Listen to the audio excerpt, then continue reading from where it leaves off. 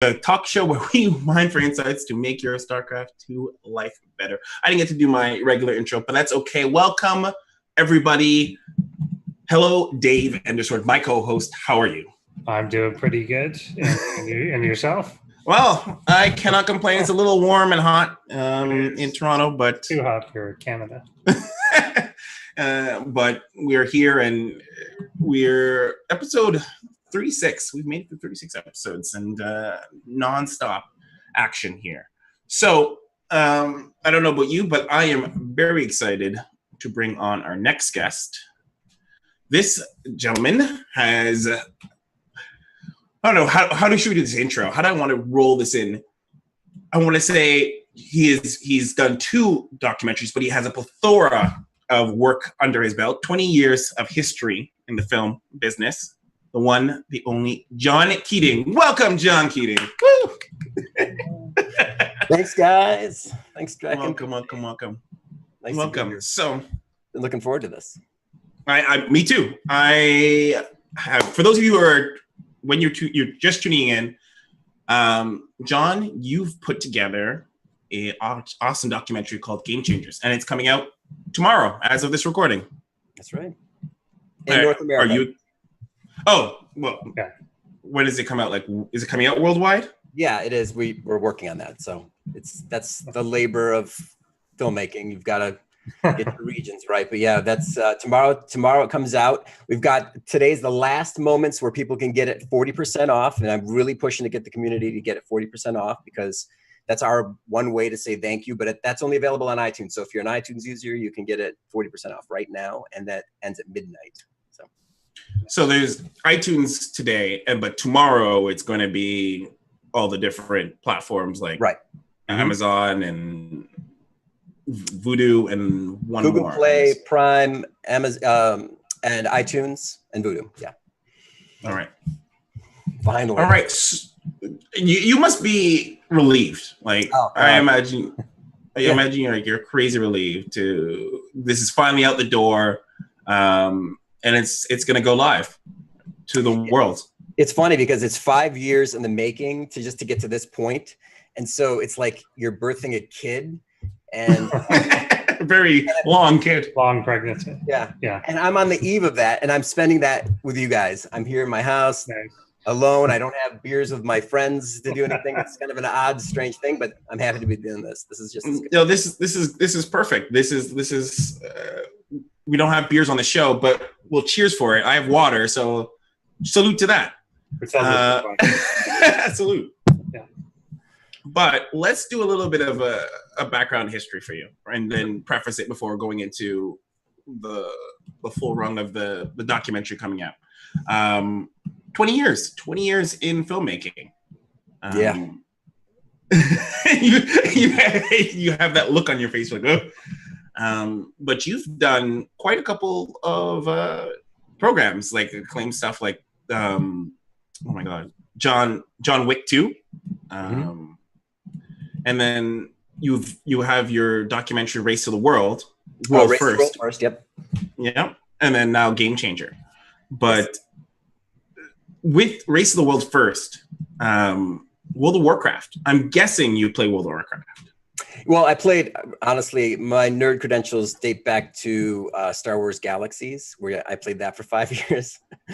And I love that. And it was the World of Warcraft thing came up because me and my buddy were talking about, we wanted to make a documentary together. This is in 2009. And we're like, what are we going to do it about? And I had known already that I had these great experiences online with friends and in my game.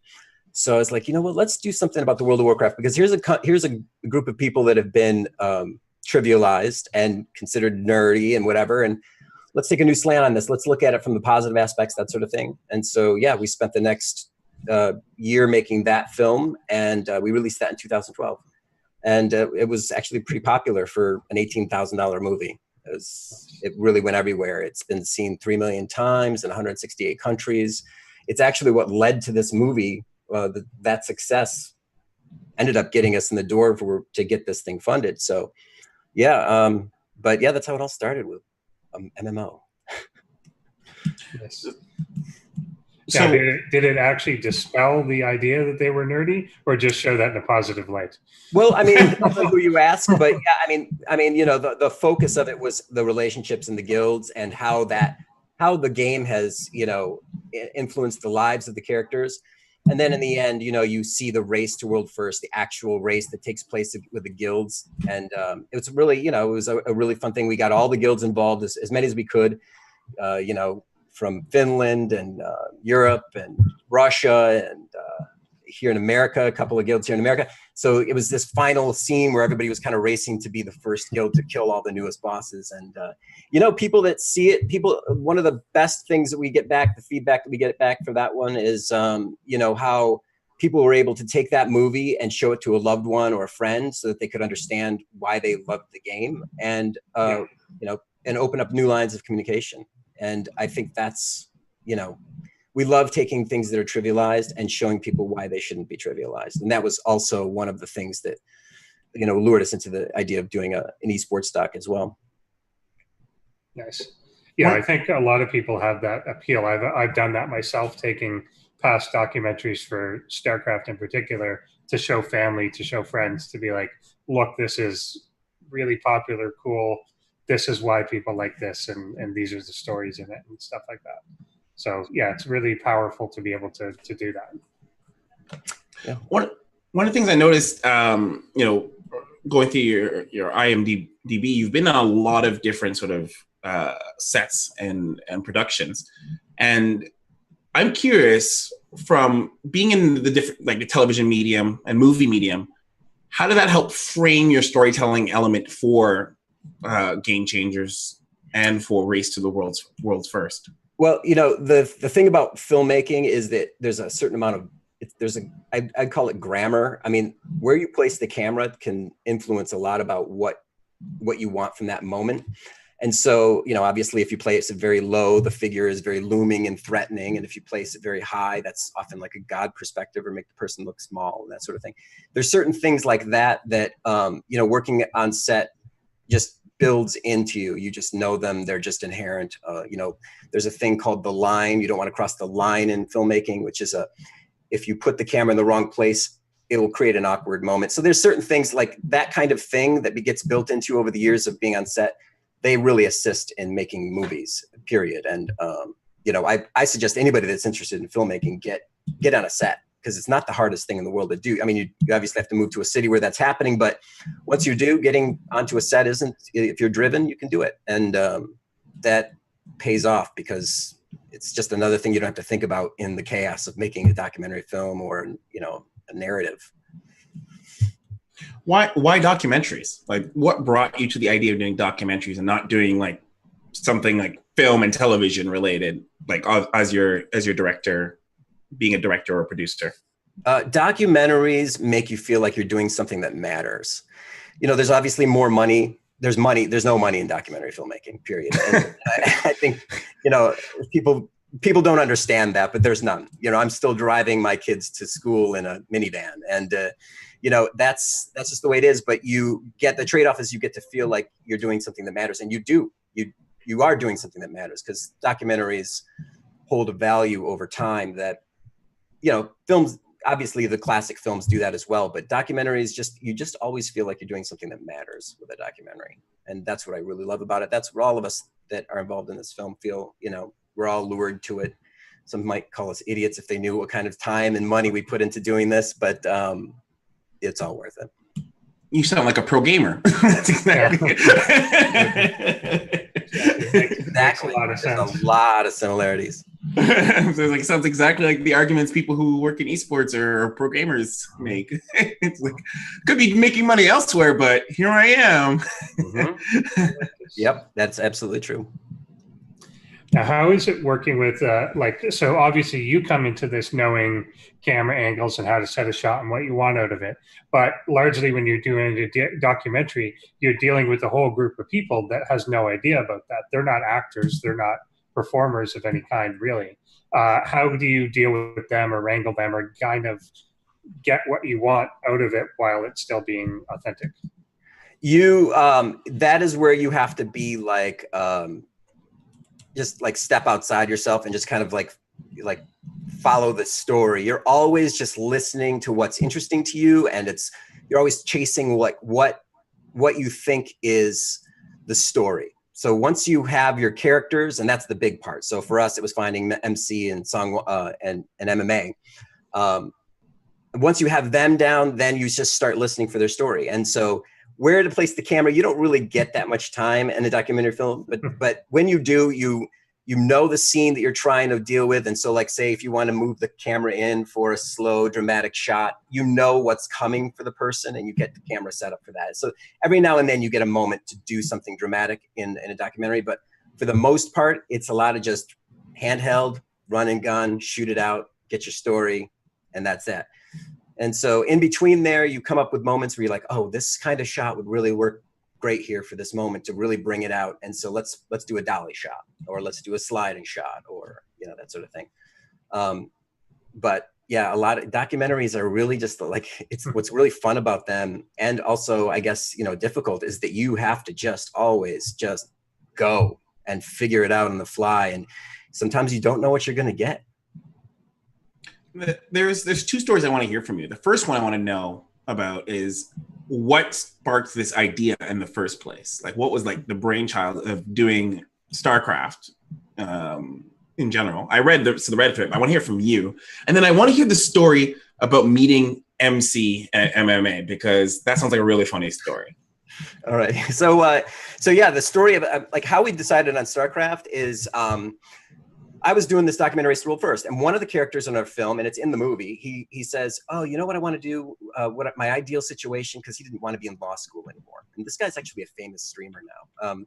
But he didn't want to be in law school. And so he was saying, oh, well, you know, my ideal scene for you know, when I grow up is I'd be a professional gamer and live one of these team houses and that sort of thing. So I immediately go to, I find Artosas' channel. I don't know anything about team houses. I know very little about Starcraft at this point. I mean, I know I played the game and I liked it, but I didn't know anything about the history at all.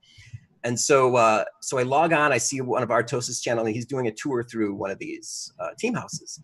And so that started about 3 days of binging on the history of Starcraft that at the end of it left me with, I was like, I want to just stop what I'm doing now and go to that documentary. I want, because here's a game that fundamentally changed Korea in a way that I think we're still like trying to figure out. Like, how far, what was this influence exactly? And so I was just like, I want to tell the story. And from there, that's how it all started. That was that guy saying that one thing, and I was like, and I was in. As soon as I had that, I'd done that research, I got to make this movie. And that's what started it. It's like, I always hear too that for artists, it's like when you get this like idea pregnant, it's like you can't do anything else until this idea makes it into the world. Yeah. And I'm curious if like that's what you kind of went through, like this moment where it's just nothing can stop me. I have to get this done.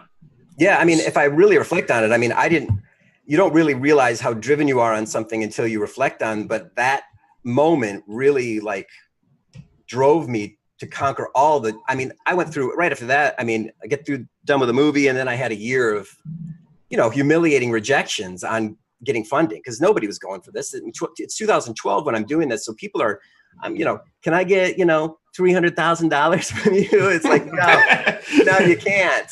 And it's about a video game. And I had a guy laugh at me. I had, you know, a lot of rejections, and, you know, that was tough to deal with, but I stuck with it. And I finally met the guy who would ultimately pick this up.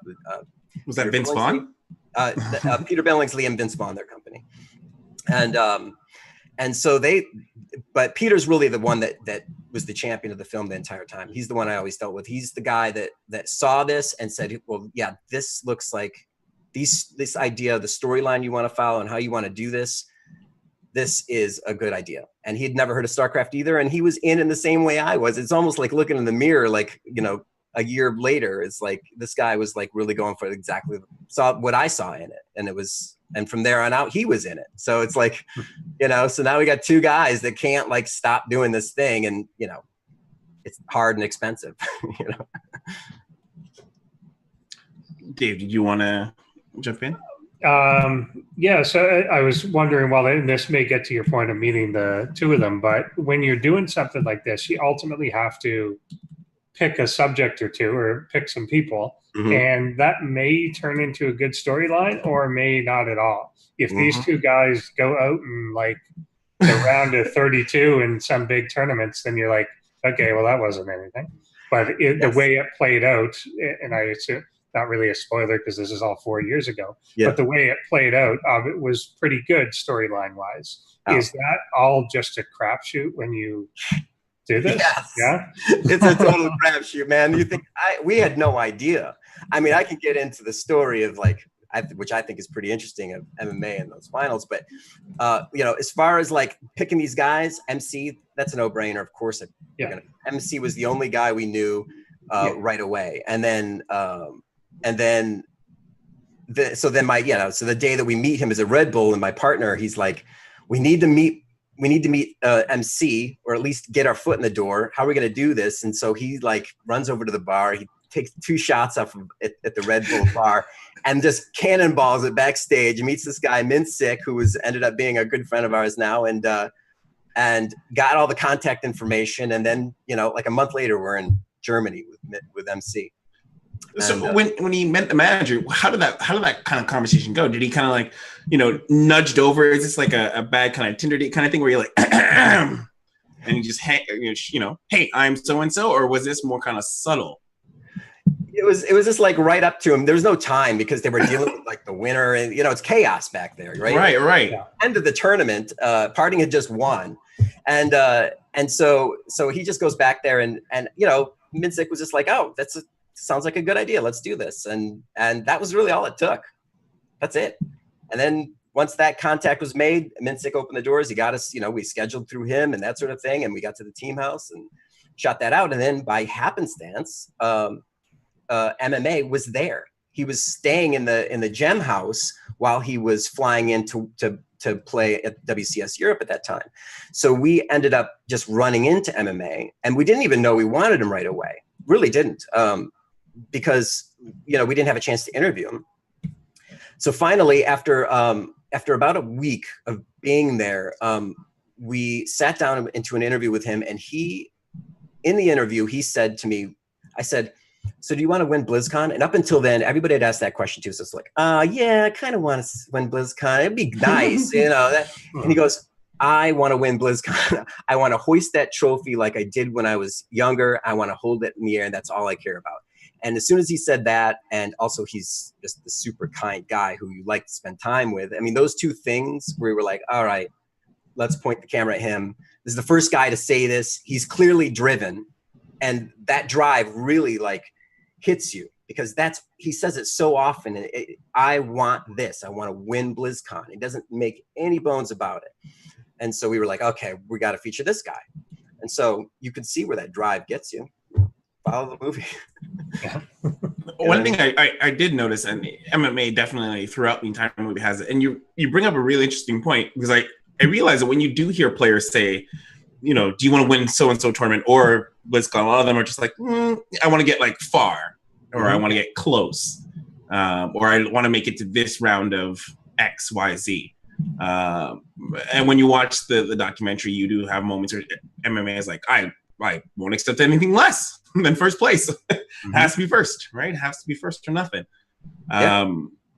So one thing I really want to dial back to, which I thought like I made a pin in my head, was the pitching process. Like a lot of documentaries in esports, Starcraft in the last many years has been all about crowdfunding and coming to the community and asking for those dollars to help make it. You went the traditional route of pitching it to investors. But what did that pitch process look like? What did your pitch look like or sound like? I still remember it. In 1998, Blizzard Entertainment, makers of the online game Diablo and World of Warcraft, released a new game called Starcraft. It was a real-time strategy game where players built economies, created an army, and waged war against each other. And it went from there to, you know, how in Starcraft, you know, it coincided with the PC bang. And what started off as interest in the game turned into frenzy. And so suddenly you had this big boom of PC bongs everywhere in South Korea, sometimes 2 or 3 of the same space, same street. And so the natural reaction here is the best player rises in one PC bong, and the owner says, okay, let's pit our best player against the neighboring PC bong's player. And so you have the birth of eSports. And from there, it goes on to be televised and put into stadiums that are built for eSports and this sort of thing. And so like illustrating that, how this game changed, we like created eSports in South Korea, and what we enjoy as eSports today was really appealing to these guys. They'd never heard it. And then the idea being that you just find two of these guys that grew up in the PC bongs, whose lives were changed there, whose dreams began there in the PC bong. That was the idea of the story. And I think that both of these, that these guys all saw that and they were like, okay, this seems like a good idea. And you know, that's what we ended up getting, surprisingly, you know. When you're selling the idea, you're selling them on the whole storyline, or were you selling them on like, this is what esports, I guess this is 2012, so esports, it wasn't even where it is now. So, you know, you couldn't even reference some of the larger tournaments. Exactly. So then I guess you're kind of like selling them on a hope and a dream in many regards. That you're like, well, really, we're just selling them on Korea is what we were doing. So understand, it's really just the topic was really just about Korea. And originally the idea, and we can get into this too, is that originally the idea was to have these two Koreans and then have a non-Korean, which was TLO, Dario Wunsch. And so we had a third character, and this ended up being the tragedy of our film, because we ended up with this really beautiful story of from Dario, and we spent as much time with him as we did MMA and Minchul. And at one point, you know, I had this really terrible day where I was just sitting here in front of this very computer, and I realized that I couldn't do it. It would be a 3-hour film, and it was the worst, horrible day, because, and it would be easy if you could say, oh, well, this story didn't work and it doesn't add up or whatever. But no, this was a beautiful story that I had to chop out of the film, and it was really painful. And you know, that's unfortunately, you know, what had to happen. But you know, originally the idea was to have these three people, two Koreans and one non-Korean, to show how they did it, because it's obviously different. There's no PC bongs in Germany, for example, and you know, not in the way that system doesn't exist there and that sort of thing. And showing Dario the way he trains and the way he has to do it, because he's trailblazing. It's just built on, I mean, he's got an extra layer of difficulty, because what he's got to do is, you know, from himself, all emanating from himself. So we thought that would be a great story to show those differences and the career trajectories and that sort of thing. But ultimately it was too much story, which was... He ended up in his own documentary anyway. He was in Liquid Rising, so it worked out. Yeah, but you can never give TLO too much love. You can't get it off of him. No, you can't, because the guy's as nice. He deserves every kind word anybody's ever said about this kid. We loved this guy. We had so much fun with him. We had such it made it all that much worse to tell him what, you know. Then I had to call him, of course, and say, oh, this isn't going to work. And he let me off the hook, and he wasn't really, you know. I'm more upset about it, you know, and still painful. That's it. Did you end up keeping that footage though? Maybe it could be like a bonus reel or extra for the Blu-ray. I learned never to talk about a documentary until it's out and done. So that's the other interesting thing about this. So up until reasonably recently, we didn't know this existed. Whereas every other documentary, again, they went the crowdfunding route. Everyone knew it was existing for like 4 or 5 years. Until it came out, or in the case of some, never came out. But people always knew who was involved, what the storyline was, whatever. And by the time they ever come out, it was not. It certainly wasn't a shocker. Whereas this is kind of a nice surprise out of nowhere, kind of. Yeah, I mean, we had learned that. We didn't have to learn that one thing the hard way. Everything else was the hard way. That one thing we didn't have to learn the hard way, because we knew if we were talking about it, then people would say, well, where is it? And that sort of thing. So we were like, oh, okay, well, we're just going to keep this to ourselves and work quietly, because we did end up having problems. The same kinds of problems I'm sure they had. We had funding problems. They dropped out. I mean, if you were looking at why it took 5 years to get here, you know, that funding thing is just, you know, that's part of the process of documentary filmmaking. Funding went away, and then our producer started funding it himself, which is a no-no. You know, it's like, because he didn't want it to die, and like, you know, finally got it back on its feet again and got it out, and you know, now we're here finally. But yeah, So, you know, but yeah, don't talk about it until it's done. That is definitely something you want to like, unless of course you're going to crowdfund. There's nothing wrong with crowdfunding. It's just very difficult because you've got to produce two things now. You know, you've got to produce the crowdfunding, you know, crowd, and then you've got to deal with the movie. And you know, I feel like it's easier just to get the funding, and if you know. Now, when you go to do something like this, do you have in mind? And you probably would have faced the same thing with the Warcraft one as well. Do you have in mind a target audience that is Starcraft players, or is your target audience generally you're thinking to speak to someone that has no idea what this is? Are you looking at the hardcore fans or the general public? Right. Well, in the World of Warcraft one, we were targeting the fans. We wanted to make something for the fans because they had always gotten mocked and that sort of thing. We wanted them to have something that was make them proud of playing the game. This one we wanted to direct towards a general audience, and also keep in mind, you know, the people that play the game as well. But you know, for us, it's like we see this documentary as something that's going to be important years to come, because you know, people are going to talk about StarCraft in 50, 70, 80 years. They're going to do the retrospectives. They're all going to lead back to StarCraft. I mean, they're going to talk about other games. Maybe they'll talk about League of Legends. Maybe they won't. Maybe they'll talk about, who knows? But the chances are but for sure, we all know that they're going to come back here to the first game. And so here we are at the beginning of baseball. And so one day I'm sitting, I'm in Germany, I'm in Dusseldorf, and it's after a long day of interviews with Minchel and Yoda and First, and it was a long day. We go to a pub and we sit down and we're watching. We're just sitting there fried, and we see a monitor. It has no sound, but on it is American football. You know, but in its first years, like, you know, the mud-soaked field, the leather-clad helmet guy would run up the mud-soaked field, and we're all like, why is this playing in Germany of all places? And I started thinking about that, and we all kind of speculated why, or we didn't really know why. We never figured it out. But then I started thinking about the answers that these kids were giving us in these interviews, and I realized, you know what? These are the same things that somebody was probably saying to these guys at the earliest days of football. I mean, you want to kick a ball around for money, you know, that kind of thing. Or you want to play video games for money. What, you know, that same conversation took place in a living room 100 years ago, and here we were. Right. Here we are. We're in the middle of this moment, and if we orient ourselves to this time and realize how important it is, then there's no choice. You got to feature StarCraft, because this is the game where everybody's going to come back to. And these are the things that scholars, for example, maybe their scholars in 80 years are going to use our footage. Maybe they're going to reference what we have here.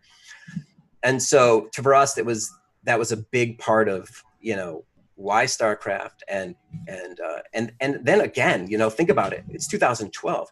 While we're shooting this movie, eSports is coming to the West and it's blowing up. True.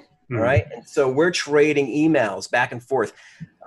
Peter, Zach, me, you know, Daniel, another one of we're just sending each other emails. Wall Street Journal, you know, USA Today, the New York Times, big front page articles about eSports, and it's blowing up around us. And suddenly this original idea about telling this story about a game that changed Korea was now about a game that changed the world, and we don't really know how much, you know. And that really, it gave us more purpose and drive to, you know, it validated what we were working on, and it gave us more purpose and drive to go forward. It's amazing because when I listen to you speak, like the amount of passion that you have, just like completely exudes out of it. And I think about, like, I didn't even think about the way you framed it, but it makes total sense. You're like at essentially the cradle of esports civilization. And that's what StarCraft was, especially in 2012, when, you know, the West is some of the pinnacle of the events are moving into the West. MLG and Red Bull and those events are just starting to tear up the scene. So it makes completely sense. It's you know, obviously in 2018, people are like, why didn't you choose this game? And why did you, because, like, you know, and that's kind of just where we are right now. Yeah, but when is the Fortnite document? Exactly, right. That's what people are expecting, though. People are expecting, you know, today. It's not like that game wasn't popular back then. Like League of Legends was already coming into itself around 2013. And of course we could have chased it and said, oh, well, we got this big market, this big audience, we could chase this thing. But the story is StarCraft. I mean, if you changed that, you'd lose all your integrity, and there's no continuity. So we've got these players, these great players that we're featuring, and then we can show the continuity of how it all started. Just let's keep it about StarCraft, and forget the marketing aspect of it. Yeah, of course that would maybe make you more money at it, but who cares? Absolutely. One thing I found interesting is like, Dave, you brought this up, and like obviously you lucked into MC and you lucked into MMA, but what if you didn't? Like, what would have happened? Would you guys just been like, okay, well, this documentary's done, or would you have gone on to somebody else? Like, would you have hopped into another player? Well, you just in a documentary, you've got to find people that want to do it. If you don't find, that's the most important factor. So like, do you want to do this? Are you willing to do it? Because it's a lot of work. It's a lot of sacrifice. We just had Sangwan and Chill with us in Austin. They've been working with us for 5 years as well. I mean, and they were hustling, they were there for us to promote the movie, get the word out. And, they've been nonstop with this. And so you've got to want it, and if you're trying to figure out why somebody would want it, right? I think this is fairly interesting. One of the worst questions that we found that you can ask a pro gamer at this point, because now we've interviewed, I think most of them at the top, and especially in Korea, we did a lot of that. In fact, we did the SOS piece for Pyeongchang. We did a piece on Zest as well for Pyeongchang. Oh. And so we got some more perspectives of the guys that are, younger.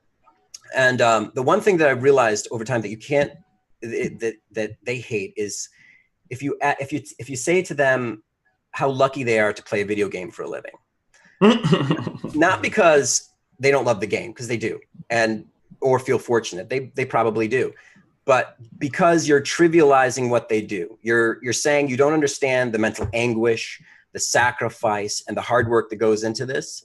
And so immediately they see that you have a disconnect, that you don't understand that. And so you'll lose them in a sense in a conversation. So, so when it comes to making this movie, those are things, that Minchil and Sangwon had in common as well. It's like, I want people to understand that this isn't just me sitting around playing video games. This is hard work. It's all these things. And you see it in Gamechangers. You see it there. Did you make that mistake at all? Did you trivialize by accident, or like, did you witness it? Like how? Oh. Absolutely. Yes. And the worst case scenario, I did this in IEM New York when I was doing research for this. First of all, I showed up at that event wearing a suit, which is already just embarrassing. I showed it at an eSports event wearing a suit, and I walk in and there's Michal Blihartz, who's running IEM, right? And he's walking around with a shirt that says "I hate suits." And so I'm wandering around over there, and I'm trying to figure out who to feature, and I'm I'm going to the back where the players are all assembled and that sort of thing. And I at this point, I'm interested in Naniwa, because obviously Naniwa's a character back then and that sort of thing. And so I approach him, and he's very nice and polite about the whole thing. And even expressed a little bit of yeah. And so, but then at the end of the event, right, it ends, and spoiler alert, life beats not Naniwa in the finals. And at this point, this is an example of where I was trivializing it. I didn't understand how painful these losses were to these players. Didn't get it. Like, I was like, oh, he must be happy that he made it that far, that sort of thing. And so I'm like, okay, well, I got to go follow up with him. And so I immediately approach him, and he's, of course, gets angry with me. And if the guy had punched me in the face, I would have been like, yep, I deserve that, but he gets angry, and obviously, because here I am doing this very thing, trivializing what how important this match was to him. And so, I didn't make that mistake too many more times, but there's a perfect example of it. It's like, oh God, this means a lot to these guys. And so he's probably the best guy to learn that. I was gonna say, I'm like, you couldn't have chosen a better person. He's not the most polite. He was super nice and kind, and I absolutely have nothing negative to say about the guy, because honestly, I wish I could go back in time and punch myself in the face. It's like, bam. I'll be honest. I would have really, really liked to have seen a 91 document. That would have been, not to say that it wouldn't have, like, currently who we got. I think he's going to be in Star Nation. If that ever comes out. But now you mentioned a character in there that I'm wondering if this has impacted any of the promotion or whatever. Obviously, Mr. Life is not the most welcome person in the scene anymore. And of course, he happens to feature prominently in the storyline during that year, 2014, when this is filmed. Yeah. Does that hurt? Like, I know he's the type of guy that Blizzard would like to pretend doesn't exist. Not really. They've been very supportive of the film. They love the film. So that's never been an issue. I mean, clearly, the story isn't about Life.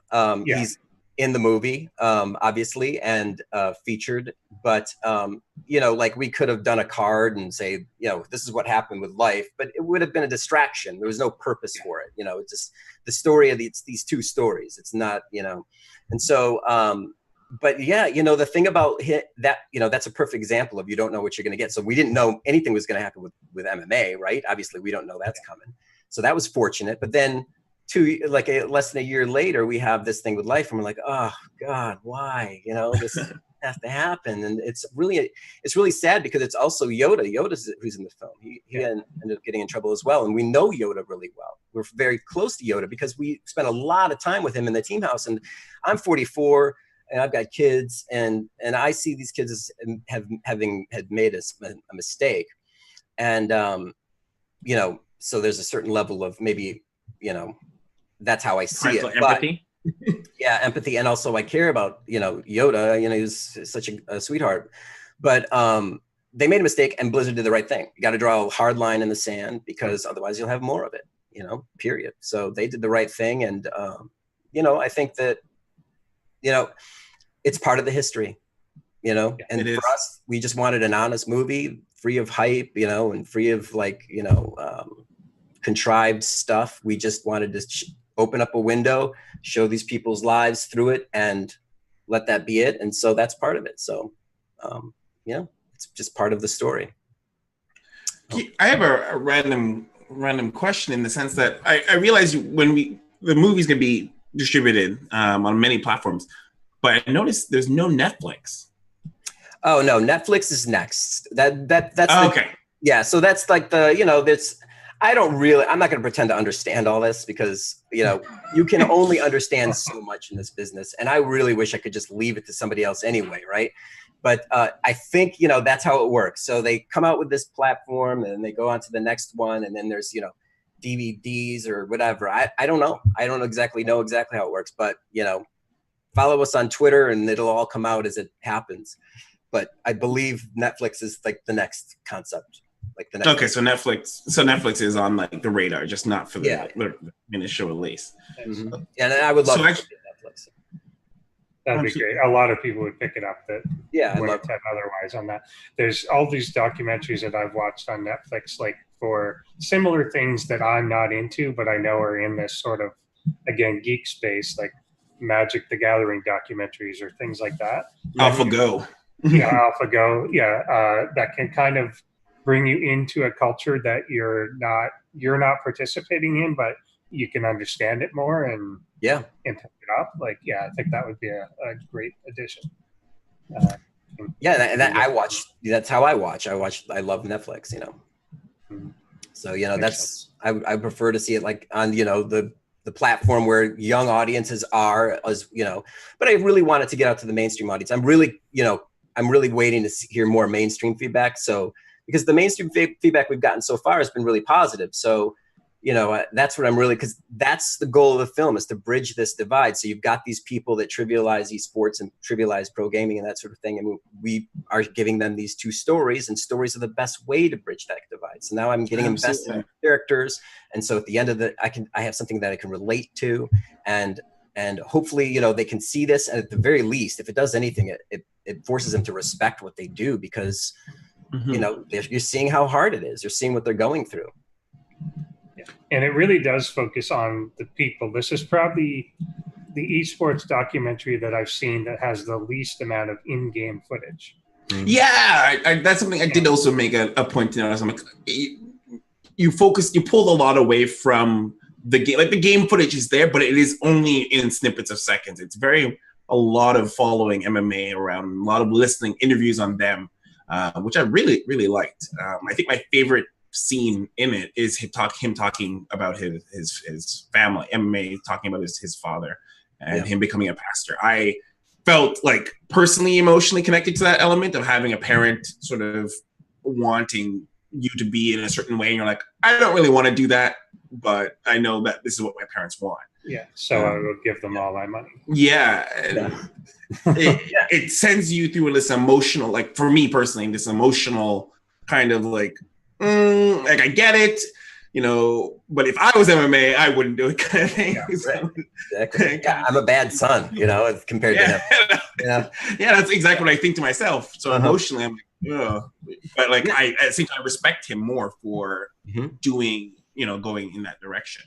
Yeah, both of them are completely selfless, and as fun as MC is, he's also extraordinarily intelligent. He's also amazing. He's very kind and generous with all of his friends and the people he's closest to. I mean, these are the things that you learn through personal contact. But yeah, I mean, and Sangwan, obviously, I don't know the stories for Sangwan and the depths and lengths he's gone just to make sure people are comfortable and around him. It's just it's really, he's incredibly kind to the kid.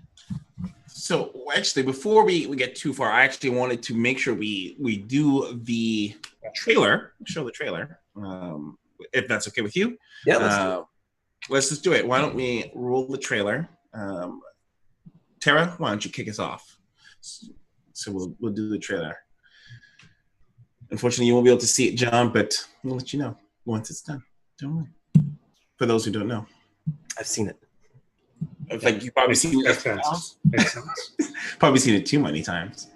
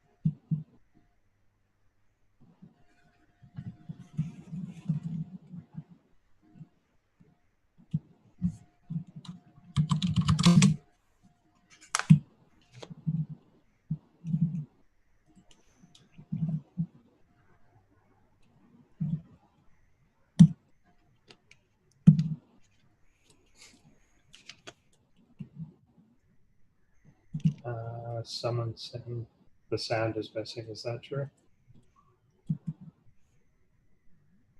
Checking in a sec.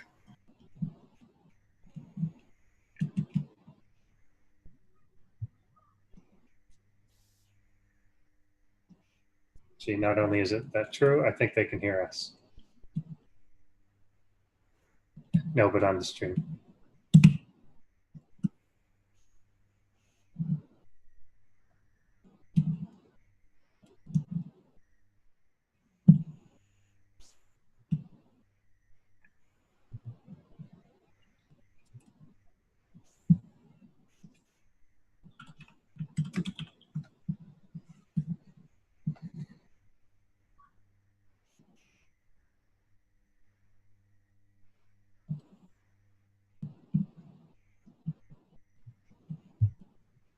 Oh, Tara, I think we're missing the sound on the stream.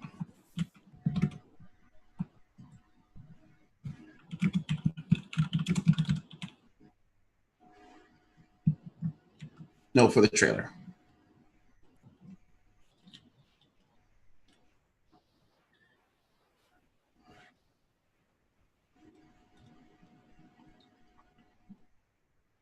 All right. So, sorry guys, may or may not have had sound, but Either way, we'll link to it in the show notes on the YouTube. So don't worry, you can check out the trailer for yourself. One of the things I really liked in that trailer, there's a soundbite that's in the trailer, obviously in the movie, where MMA's manager says a line. How's it go? It goes, his parents want him to be a priest, his country wants him to be a soldier, and he just wants to be a champion. And like, how did you coax that response out of him? That has been the problem the entire time for him. It's like, he's being tugged, apart, throughout this entire, through everywhere we went. And in fact, there's he said a third thing that we had ended up not using, which was, and even I, as an Acer manager, want him to represent our brand. And it didn't work because the sound didn't work in that piece. But that's really where he was at. He was, you've got this player who's being tugged at from all angles, and different people want him to be or do different things. And he's got this impending doom where he's got the military that he's looking at. And from his perspective, that's a death sentence to a pro gaming career. He's going to attempt to disprove that now. But yeah, he was being pulled that way. And so, if you add these things up, these are things that younger players that he was competing against didn't have to deal with. And this is one of the things that was, forcing him to, fall into a rut in the middle of that movie, because, he was feeling stressed out. And, so that didn't really, that was just the way things were for him. And, imagine trying to, focus on your career and do that with all these other things going on. And, it makes it harder. It's already hard. And on top of that, just that extra pressure. I love that soundbite. It was one of those things where it kind of really succincts MMA situation, and in a very powerful way.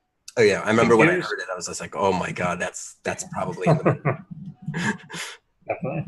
Definitely impactful. It also gives that sense too, not just their families, but the soldier line in particular is a reminder that, like, always these guys, the moment they start to fall off or change or do anything, they have to be considering, okay, now's the time I have to do this 2-year Army life-changing commitment thing. And it's got to be like just this gnawing thing that a lot of people obviously in the country do it early and get it out of the way. Right. But they're going to have to deal with it in their late 20s or when they hit 30, or like basically when they hit that limit. And it's almost like you could tell with some of them, and especially when you talk to them, that they're struggling to make it enough that will get them through almost the rest of their life, even after they have to stop and do this completely disruptive thing. And it's a weird backdrop. Yeah, because like a death sentence. Yeah, death sentence. And if anybody can come back from it, I would say, if I had to put money on it, I would say him and perhaps Flash could do it. If Flash wanted to play, but it's a difficult thing. These guys, if they put down the mouse and keyboard for a week, they start to really freak out. They start to get worried. It's MMA, that was one of the problems we had when we were filming, is that he always had to have a mouse and a keyboard in his hand for a certain amount, or he would start getting anxious and fidgety. And I'd be sitting with him, and he'd get this like gamer stare where you could tell he was like, oh, I've got to start. He's starting to worry. He's no longer fit to sit in the chair. And so that would happen. And so that's just from, a single day, start thinking about 2 years where there's no gaming. And that's a huge, that seems like an obstacle you can't get over. We'll see if he can. If anybody can, it's going to be him. That nice. guy, he's driven. We were just at Blizzcon, and I asked him the same question. So what are you going to do? And he says, I'm going to go for that trophy. I came in second place, and he really does want that trophy because of the movie. Both of them watched the movie. They both love the movie, but obviously they have different reactions to it. So like, for Song Wan, he's like, he looks at it and he's like, I lost. That's my trophy. That's my trophy. And for Min Chol, it's like, he kind of regrets not taking it as seriously as he feels like he should have. I mean, now he went on to become a coach, and he was saying the things that his coaches were always saying to him: work harder, do this.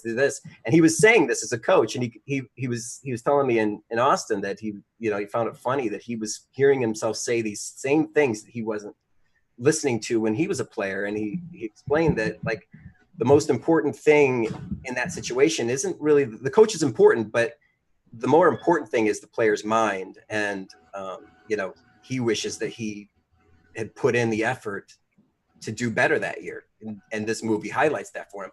But you know, he'll get over that. He's a smart guy. He knows not to regret.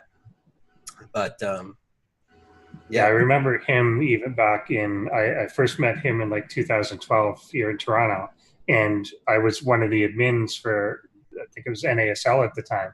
And between every match, he was right on that computer playing League of Legends. he would go do a Starcraft match and then come back and play a League game.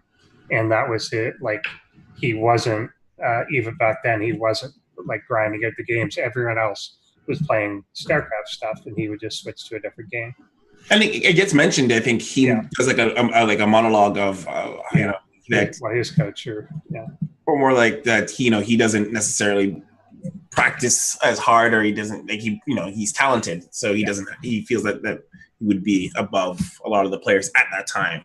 And it was true. He was, you know, he was doing pretty. Like I remember he went to Home Story Cup. He did, you know, very well, and he sang, which was always very memorable. Yeah. Yeah, you know, he's a fantastic singer. But bringing up MC, this is something you have. Yellow, or Hong Jin Ho makes an appearance in the film. How did he get on board? Like that caught me completely off guard. You know, we knew that he was a hero. So you know, one of Minshall's storyline. So if you look at the two characters, they have similar backgrounds. They both came from poor, you know, childhoods. They had, you know, tough times and that sort of thing. They both used eSports to pull themselves out of that. There's a lot of similarities between the two, but at the time when we met them, what was different was their dreams. So you have this one guy who's really focused on his dream. He's easily seeing that mountain and heading towards it. And you have Minshall who's struggling because he's already achieved his dreams. He's already conquered achieved his goals, that sort of thing. It's almost the most dangerous position to be in, because here you are, you've achieved your goals. Now you've got to fabricate a new one, and that's almost harder, you know what I mean? Because now you're starting from scratch. And so one of the things that he was encountering during all of this was that he was floundering with what his dreams were. And in that moment, you hear about, you know, his dream to be an entertainer and such. So it's a perfect example. I mean, you've got a guy who's not really focused on the prize, Blizzcon, really, right? You've got a guy that's kind of distracted. And so in that moment, you know, for us, it was important to get Hong Jin Ho, because he was living that dream that Minshall saw.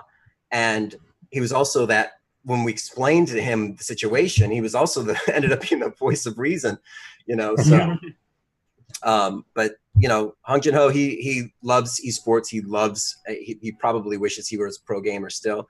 In fact, I know he does. So he was totally game. He was in, we got in contact him, and we contacted him in Seoul, and came down and spent the day with us.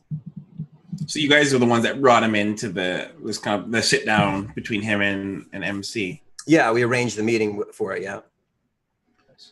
And I'm curious, and from your experience with MC, how did that advice from Yellow affect him going forward? I think that it's very good advice, and you know, the lasting effects, I don't know. In the moment, definitely understood. You can see it in his eyes. He's like, yes, I get you. You know, that it connected. You know, it's something that I think, I can't really answer, but I think that he, you know, he does understand the thing that was keeping him back. He does understand, because when I pressed him on this in Austin, he was like, look, what you need to do if you want to achieve your goals and your dreams is you've got to make a plan, and you've got to adhere to it. And especially as a pro gamer, it's vital to have a plan. It's not enough just to have the dream. You've got to have a plan, and then you've got to stick to it. And he said, that's where I was falling off in this thing. And I've been there. I get it. Like Minshall, I've sat in front of this computer in the editing bay, and I've been like, oh God, I got to get up, Alt Tab, I'm going to play some StarCraft. You know, I've done that. I did that last night. You know what I mean? It's like, I'm not kidding you. I was 3 a.m. playing StarCraft. But it happens all the time. You just can't face the thing in front of you. And think about it. You grow up playing this game, and you still love it, but you grow up playing it, and it's your job. It gets harder and harder to just stick to it over the years, you know, and that's where I think we found him, is that he had kind of come to a point where he just couldn't do it anymore. You know, but he still got pretty far. I mean, that's the thing about him, is like, he's so smart. And it's when you get him into a game that he, like, everybody starts on the same footing. Like, he played the show match for Legacy of the Void, and him and Hyun won it. Like, you know, he's starting at the same footing where everybody else was, and he's just really brilliant, man. He's got a brilliant mind. He really does. He's got a natural talent, Mincho, for things that I don't think I've ever seen. I don't know if I've ever seen it. I would, you know, it's hard to say, but yeah, I mean, he has just a instinct and problem-solving ability that is incredible and natural, and maybe comes easy for him. I think that's the pitfall that someone like him can fall into, is when you're winning because you're smarter and more creative, eventually you face the guys that are working harder. Mm-hmm. And then you've never had to put that work in, so you don't want to. Yeah, quite possibly. Yeah.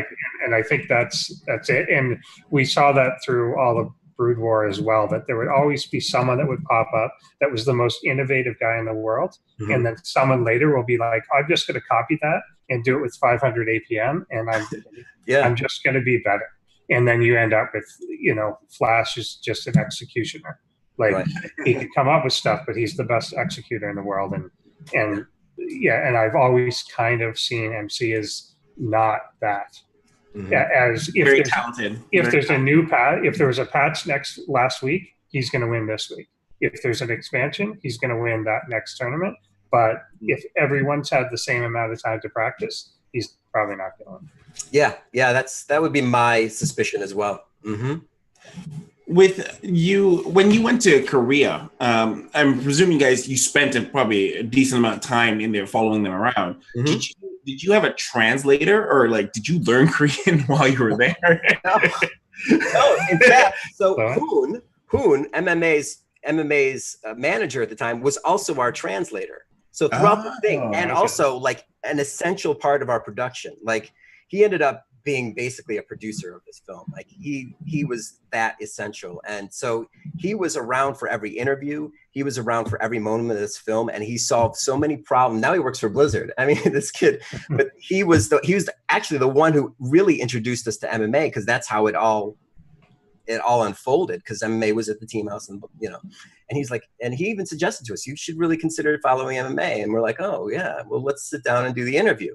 So yeah, I mean, but Hoon was our translator, and we had so much fun with him. He's one of our best friends, and we get to see him every now and then too. So we just saw him in Katowice. But yeah, essential part and awesome. And we met so many people in this world that are amazing, but he's one of our favorites. That's always the best part of like an esports project, is the people you get to meet. Mm-hmm. Yeah. I find in any of these things too, like the Korean culture itself really becomes part, like a character in the film almost, that like you're explaining the game, but you're also kind of explaining to an audience that may not be aware of it. This is Korean culture. This is how people interact. This is their family structure, and so on.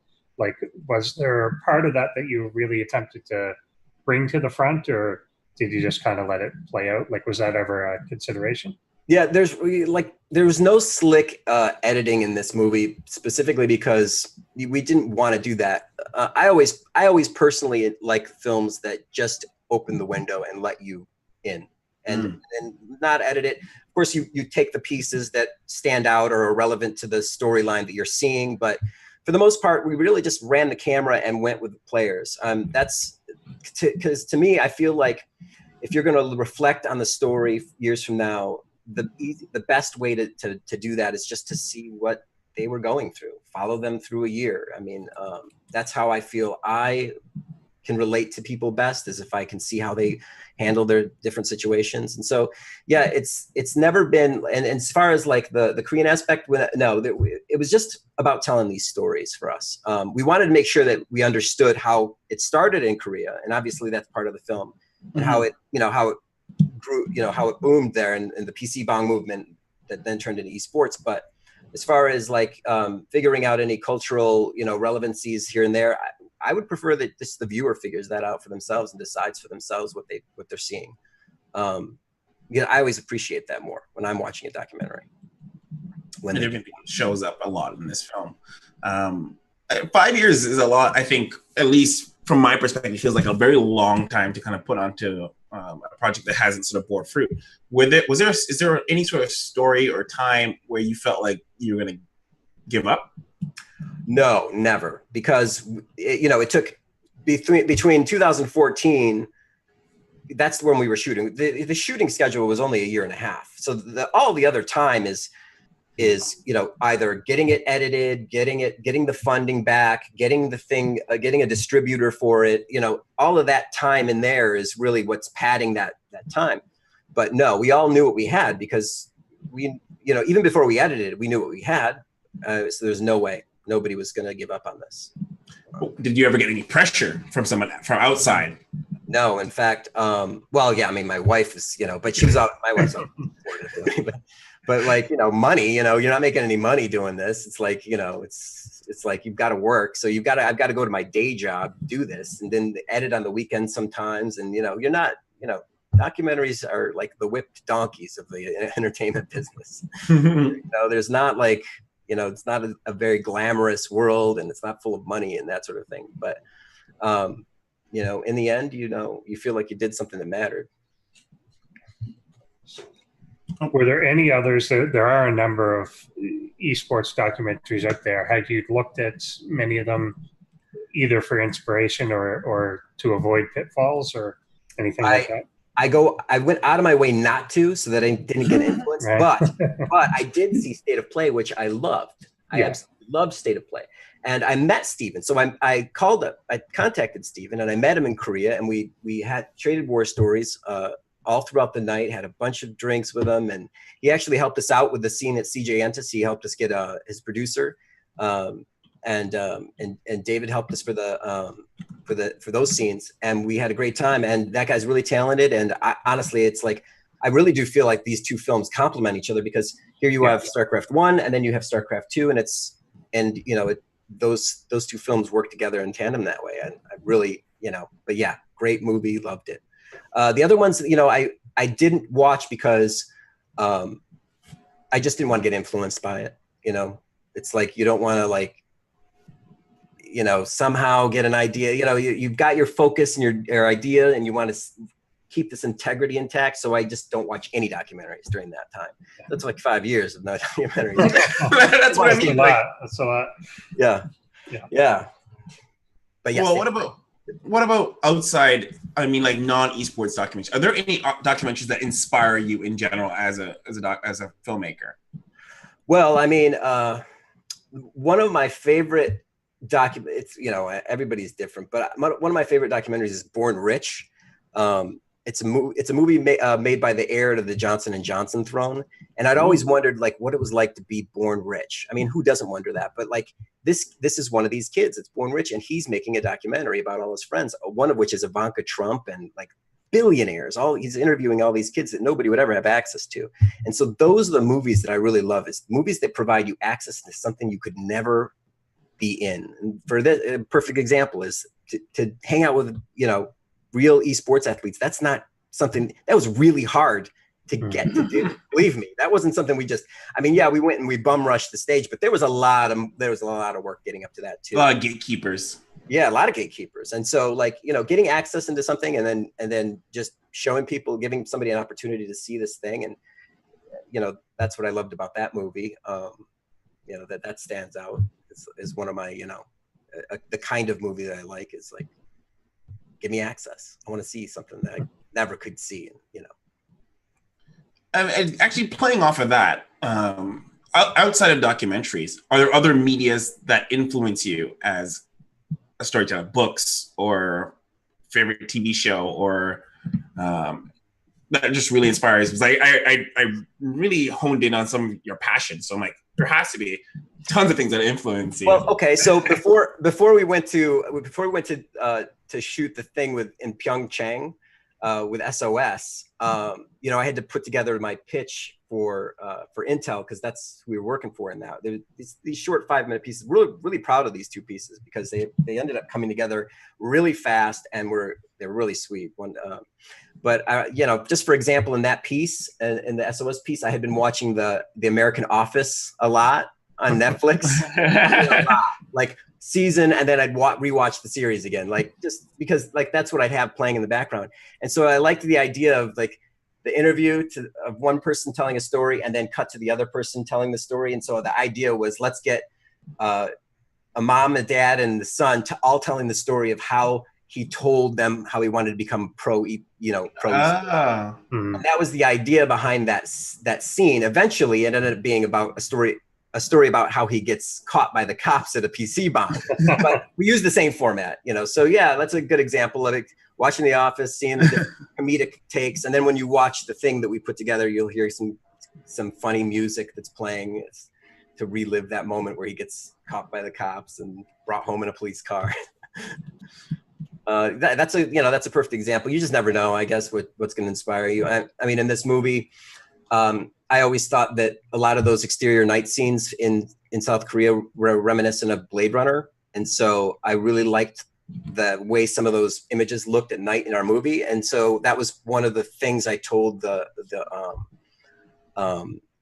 Stefan Nelson, who did our music, is that it should, you know, we should have this kind of Blade Runner-esque like sound throughout this movie. It should be there, you know, that we should feel that. And, you know, so that's another example of how it influenced it. And even that opening scene where we see CJ and they're doing the stretches was really inspired by the documentary Pumping Iron. Have you ever seen that? Have you ever seen Pumping Iron? Is that Ernie's one? Yeah. Yeah, I haven't seen it, but I've seen little bits of it. Okay, it's an old doc. It's really great. You should see it.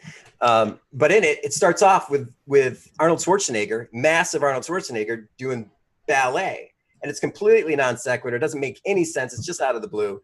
And he's, you know, doing, and there's music playing. And I thought that CJ Antis scene with them stretching was a good opportunity to do something like that.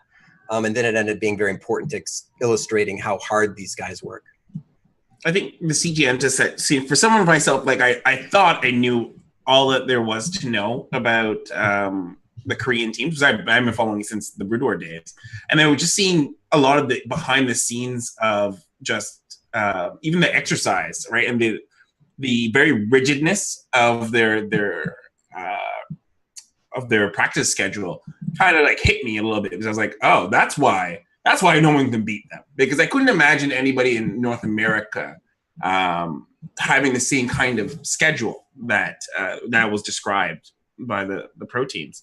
Was there anything about the pro scene that surprised you while you were there? Like the Korean pro scene, I should be more specific. Well, the team house is always surprising, because that's a level of commitment that I think most people aren't expecting. That was always interesting to us, because it's, you know, you're not going to have a girlfriend living in a team house. You know, you're not going to hang out with your friends because they're not there either. You're just going to be stuck with these guys in the team house, and you're going to be, you know, working all week long, and then you've got your weekends off depending on the schedule. Yeah, I mean, I always found that incredible, and it's a really great way to tackle a problem. There was this thing on the wall in CJ Antis, and it never made the film, but it was like, it said, one of us is not smarter than all of us. And that was really the appeal of that house.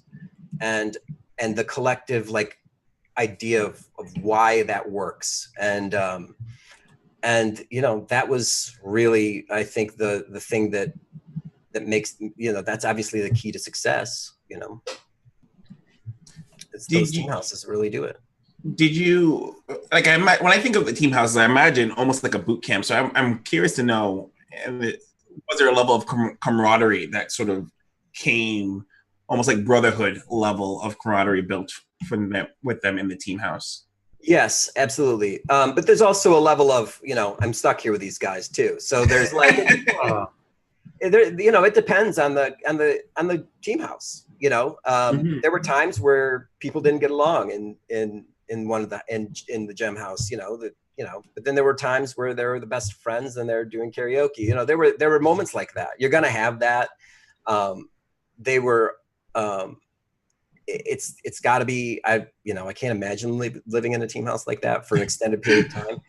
It becomes very real to you what it takes to be a pro gamer when you walk into the room quietly and you hear the keyboards and nobody's talking, and you sit down with your camera, and 30 minutes later, nothing's changed. And you're there to film something, but nothing's changed. And it becomes very real to you what it takes, because I just spent 30 minutes and I'm already kind of done here. You know what I mean? It's like, this is rough. It's very hard. And the glamour of esports and that sort of thing, it's really not a part of the day-to-day life. It's really difficult to get up in the morning, sit and work on this, whatever you're working on on that day. And there's nothing else really.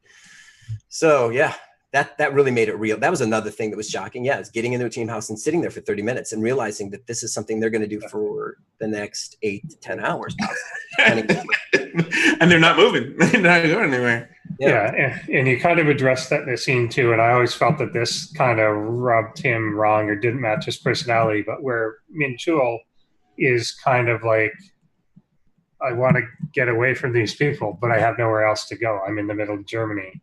These are the only people that speak Korean. I almost felt he left the country to begin with to be like, I want to get away from being in this environment. And then he still is in that environment. And it's a struggle. Like there's also a trade-off for someone like that. And I think this is true as any gamer gets older of you need that structure to be as good as you were. But as you get older, you can't deal with that anymore. Yeah. I'm not 21. I can't live in a bunk bed anymore. Right. I'm 26 now. I want to have a girlfriend. I cannot have a girlfriend here. Yeah. This is not possible. Yeah. Is that something that you coaxed out of him once, or did he say that basically every day? Well, he said it in, it wasn't something that he was constantly complaining about. I think that it's one of those, because there are fun moments. Believe me, we had a lot. Okay, so that 30 minutes passes, but you're going to also joke around. What you're not seeing is like the laughs. There's a lot of laughs. There's a lot of, but those moments, they add up. And, it's like, I think that they had a lot of fun. How I remember it is that he kind of got closer to BlizzCon and wanted like more time to himself. It was really what it was. That's how I'm remembering it. He wanted to really like go to Korea and play there and work from there and recollect himself and then go to BlizzCon. So that's how I remember it. But yeah, I mean, the team house thing to me is like the ultimate sacrifice, and it really makes you respect what they do. I mean, and the effort and will that they have, because you don't just do that. That's something that you have to make that choice. And it's pretty. You have to like make that mental shift in your head that you're going to like, okay, I'm going to, especially if you live in a different situation prior to it. Right now, even in Korea, I imagine a lot of foreigners have a foreign team house currently in Korea. So I can't imagine it is any better. Like it's a similar situation. So you have to make that mental choice. You're like, okay, well, if back home I have a room to myself and X amount of square footage as a house, now I'm confined to possibly a closet or a bunk bed with 4 other people. It has an effect. And MMA brought up a really interesting point in that film about the travel and the change of food and diet and how that affects and that. And I imagine you probably observed a lot of that happening to them in real time. Yes, still do. Like even in Austin, like, it's rough. I mean, when I flew to Korea in January, it took me like 4 days to get back together. Like, so I'm 44 and, it takes me longer, but still, it took me 4 days to get back. The crew too. My crew was all from North America. They were the time zones must be so brutal.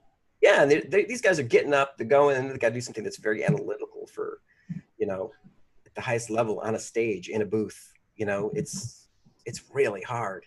And to do that tired is like, how do you do this? Sometimes so circling us back to the film, one thing I was kind of curious about is that we mentioned that obviously you didn't talk about it before you felt it was ready, but I was curious to know. I feel like the time that we knew about it and the time it being released was a very short period of time. Was that purposeful? Was it like, was there a like rush deadlines? Like, how did you come to that point? Because I feel like I only learned about it like when Austin happened, but you know, how did we get to that point? Well, yeah, we started. We did a private screening in Katowice in when was Katowice? In God, when was it? February. Was it? Yes, and that was definitely too early to do a premiere. We wanted to. You know, the idea would have been great. We had this great venue. We had thousands of Starcraft fans there to go and do this premiere, but in the end, we were like, it's too early, you know? And so then looking forward, what's the next event? We were like, okay, well, here's DreamHack. We can do it that way. And then, you know, I'm not really the guy that makes the decisions on this, but the people, the Film Rise, the people that are distributing the films, they all do this regularly. So they have a plan, a system in place that, you know, that works. So that's how we did it, you know, and in retrospect, you know, so far it's great. Right now we're one of the top pre-orders on iTunes, which is great. Oh, that's really good. Yeah, that'd be great because, you know, the thing is like, there's not a bunch of, if we can monetize this and to some degree, then more stories can be told in the space. That's my personal goal with this, is like, if we can show that you can make some money back or, you know, make your money back, whatever they make back. I hope they make it all back, right? And more, because if they do, then we can say, well, great. So now we can tell some more stories in the space. And I would love that. There's so much more to do. I mean, you know, I have, you know, plenty of ideas what we could do further. And I, you know, like to explore that in StarCraft space until I've come up with something else. So, yeah. So it was the distributor's decision to kind of, all right, let's do it. Okay. I was curious because I was like, well, if not, you know, why not closer to BlizzCon, or like why now versus later, or like start promoting it now and then it comes out closer to BlizzCon. So I was always curious about the process of how we got to here. So I think there's a lot of people in our scene, or even Starcraft scene, and people who probably watch this VOD later, have the idea of what it might take to put one of these things together. Like esports is a very weird industry where a lot of young people obviously inhabit it, and you have the perspective of someone who has 20 years of actual film experience. So it's one of these things where I'm hoping that even when we have this discussion, that we can even shed in the light of, you know, some people are like, I want to tell a story too. I want to figure out how to make this happen. And I feel a lot of the mystery of how to put something, such an awesome documentary that you did together, is a very amorphous and mysterious thing, because a lot of us are used to creating stuff for YouTube, you know, which is incredibly accessible, but doesn't have that discipline aspect of this is the proper way to release a film to make it successful. Right. So sort of coming off of that idea, was that ever a discussion to have it come out later and promote, have a longer lead up time, or was this kind of your hands had no decision to it, and they're like, this is when it's coming out, this is when it's being promoted, and this is what's happening? Yeah, I don't really have much input on this, but I also, you know, there's a lot of trial and error with all of this, because, you know, even though people are distributing movies online and such, you know, when we came out in 2012, nobody had done that. So we were working with a player that's now doesn't even exist. And I think there's a lot of trial and error with it, because, you know, you've got this new thing, you've got this new format, this new way of doing it. And now you're talking about an esports, and esports is there's nothing else like esports out there. I mean, esports grew up in social media. That's where it all starts. So, yeah. And then when you see it Twitch, you know, years ago, you know, esports needed a mainstream outlet. Now they don't need a mainstream outlet. No, absolutely not. And so, you know, that sort of thing, that idea of like it being completely different and having evolved in such a vastly different way to what the world generally works with, like in regular film and television distribution, there's a learning curve. You know, obviously you got to figure it out. You know, you're going to make mistakes too, I'm sure. You know, it's like, but you won't really know what they are until after. You know, but yeah, I think right now, you know, it's coming out. It coincides with the 20th anniversary of Starcraft, which is really nice. It's a nice, happy accident, and you know, so yeah, I think that I'm just glad it's coming out. That's all I care. Good. And I really am looking forward to getting out Europe to Europe and international distribution as well. And we're working really hard on getting that done too, because that's very important. I want that to happen very soon.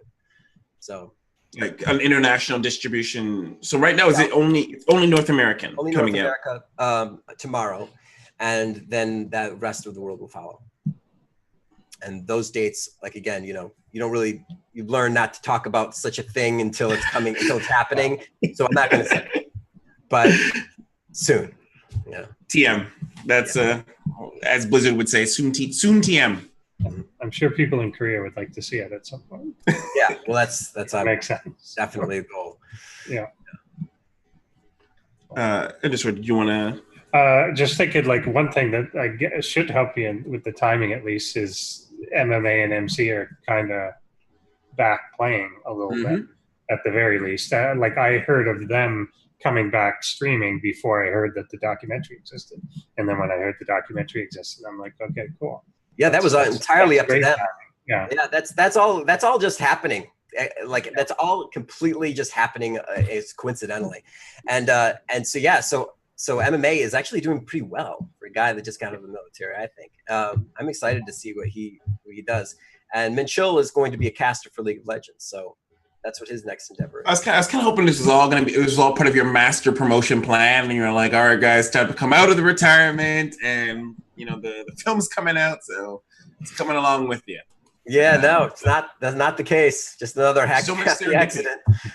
So much serendipity, because I think I have to say, you guys. I'm not really a big one to proponent of believing in luck, but you got really lucky with how beautiful the story of them getting to where they did in those matches really kind of played out. MC beating Flash was super crazy exciting. And then MMA making it so far in that run, and it's just heartbreaking when it ends. So I think the way the story ends up playing out really worked into your favor. Oh yeah, definitely.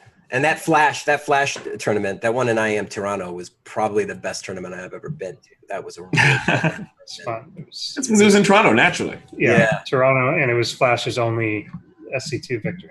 Yeah, and it was awesome. It was awesome. Man, that Toronto crowds are always like the top tier. Ask anybody, except for maybe Sweden. I can't remember. Where's the one where they got really passionate? No, screw those guys. Netherlands. Yeah, they're all so.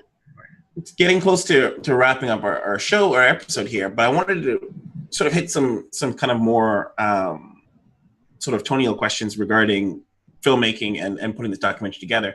If you were to go back 5 years and speak to yourself 5 years in the past, what advice would you give yourself? Boy, that is a good question. I ask it all the time. What would I tell myself 5 years ago? God. Oh, well, okay. I would have said, don't try to tell too much story, because, that's what ended up happening with, actually, I don't regret that. So I don't know if I'd say that, because I don't regret spending that time with Dario, and I don't regret having that footage. So, oh God. I guess I would say enjoy it, man, because it was some of the best time of my life, being out there and being out in that world, and being in Korea, traveling all over the world and being with these guys was, I was so nervous at the time, because you're always worried. Do you have a story here? Am I going to go back home and show the producers that I have nothing here? You're always stressed out about that. And it doesn't let you, because of that, you never get to really enjoy the moment. And, I'm in Germany, I'm in Sweden, I'm in Seoul, I'm in Incheon, I'm in Cheonan, I'm in all these places, and you never really get to enjoy it. So I would tell myself to enjoy it. And I going back, when I just went back in January, I did enjoy it. I had a lot more fun.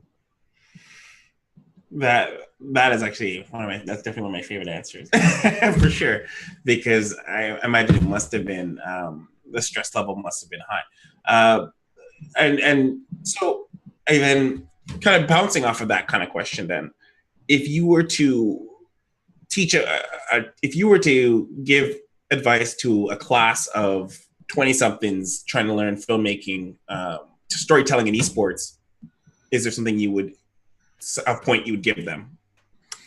Storytelling in esports? Yeah. I would say, yeah. I would say watch all of the footage you could from, for example, from like ESL, and watch all their highlight reels, because where to place the camera, you will screw that up, and we screwed it up.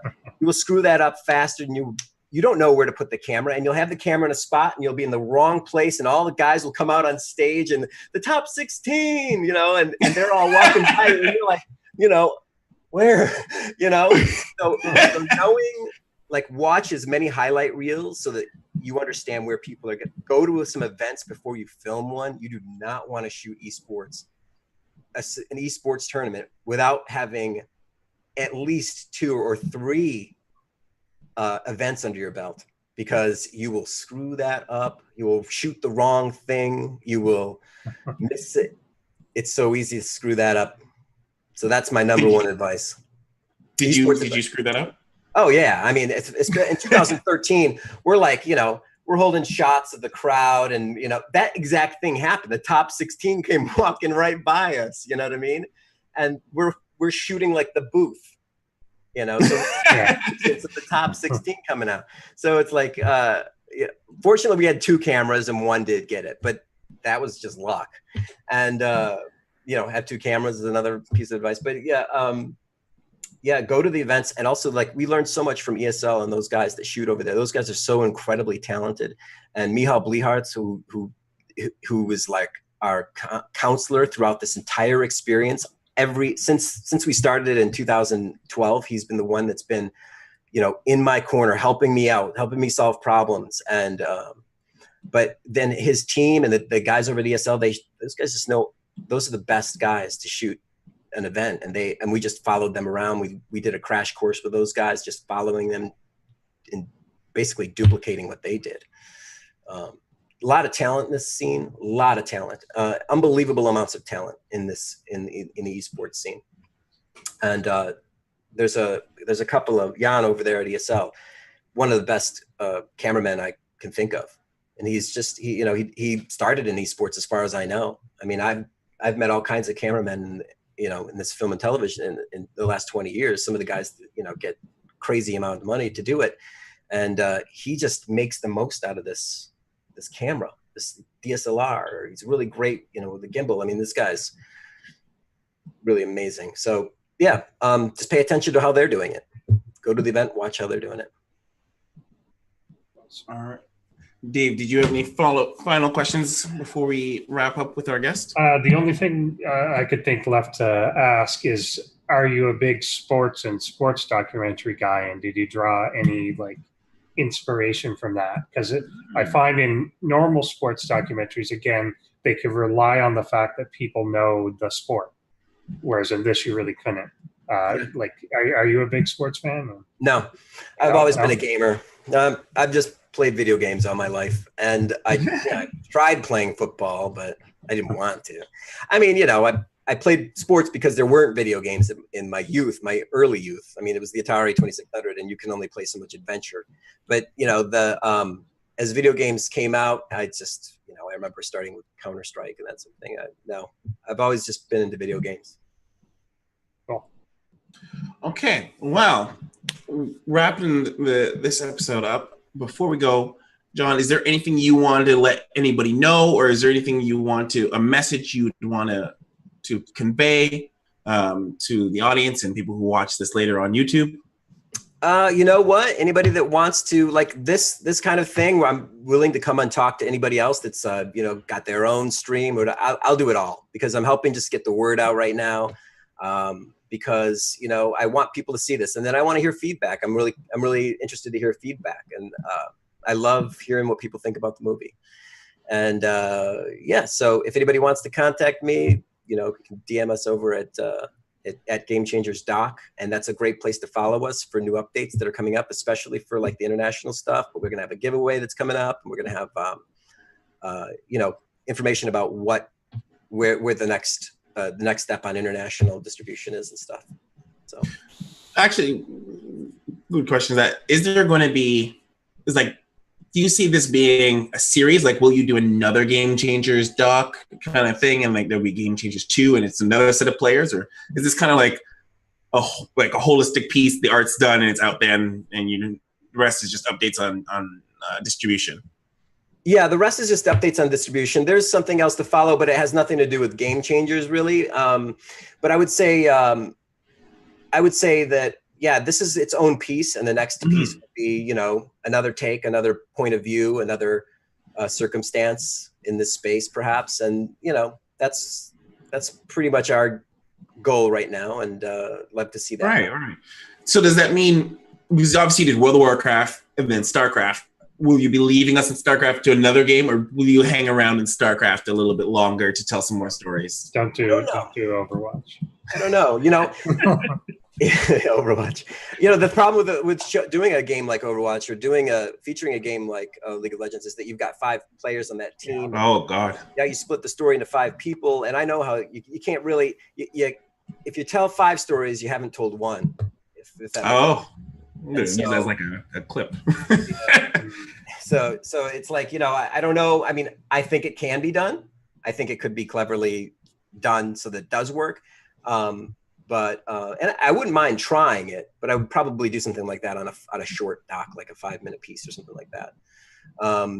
But yeah, I mean, right now it's just you fall in love with the story. And right now I'm chasing up one last one, and then we'll see where we're at. All right. I really do hope to see more Starcraft related stuff from you. I'm a big fan of your storytelling. Absolutely. All right. So people can find more information about the documentary. It's GameChangersDocumentary.com. Please say that right. Mm-hmm. Got it. Booyah, kasha. I normally have that stuff written down. But and they can follow you on twitter.com/GameChangerDoc. Is there any other place that people can go for updates, or is there any of the URLs that people need to know about getting this documentary? Yeah, I mean, Facebook. Facebook is at GameChangersDoc as well. Make it simple, and yeah, those are really the 3 things we're using. For those of you who are on the live stream and you want to get the discount if you haven't purchased it yet, how do they go about getting that discount? Go to at GameChangersDoc. On Twitter or on Facebook. There's a link right there pinned to the top. Perfect. Is that only for iTunes, or is there just for iTunes? Yeah, we could only get that arranged for iTunes. It's 40% off. Which makes it $5.99 and we really want the community to get access to that. And then tomorrow will be $9.99 on all of those on Google Play. All right, and before we wrap up, guys, I just want you guys to let you know, I myself and Dave, we both watched the documentary. I personally loved it. So if you haven't gotten it, it's well worth it. If you stumble upon this on YouTube and you're looking for information, like 5 out of 5 stars, go for it. I'm obviously not a film reviewer or critic, but out of my limited review skills, that I loved it. The storyline was beautiful. I definitely would like a bonus like Dario. I'd like to have seen what the stuff you guys have done with Dario. I'd be curious to see what his story was, or what it could have been. Just because now that I've seen the whole film, I frame it in my mind of this journey, and I'm like, what was Dario doing at this time? Other than that, thank you very much, John, for coming on the show, having this conversation with us, and being a part and sharing this story with us. It was fun. I had a lot of fun. You guys are, good questions. And we try. We try, and we're glad our goal is always to give an insight to people who are trying to learn more about StarCraft and what's happening, what everyone's projects are working on. So hopefully you had a great time. Everyone who watched had a great time, and we accomplished our goal. So guys, until next time, if you're watching, coming up, we have a interview with, I always butcher this name because I never say it out loud, is Aligulak? Something like that. Yeah, it's actually supposed to be based off of like Caligula. That's what the history told me. But, he runs the StarCraft site that many people use to get statistics on upcoming matches. And we're going to have an interview with him. Coming up, or actually, is that not this? No, this is actually StarCraft Unmasked. That's Thursday. Ligue Lac is next Monday. So next week, Monday is the Ligue Lac. This Thursday is SC2 Unmasked. And then the week after that is the Map Maker Roundtable. So you guys have an update of what we got coming up. So I'm excited for all those ones. Dave, where can they find you on the interwebs? Mostly here, but also at Endersort on Twitter and so on. Absolutely. So guys, keep it up. If you want to keep up updates, at ESChamp on Twitter, Facebook, Instagram, except Instagram, it's ESChampGG because Eric Champ stole our name. If you're here on Twitch, hit that follow button. If you guys missed the episode, it'll be up on YouTube in a couple of days.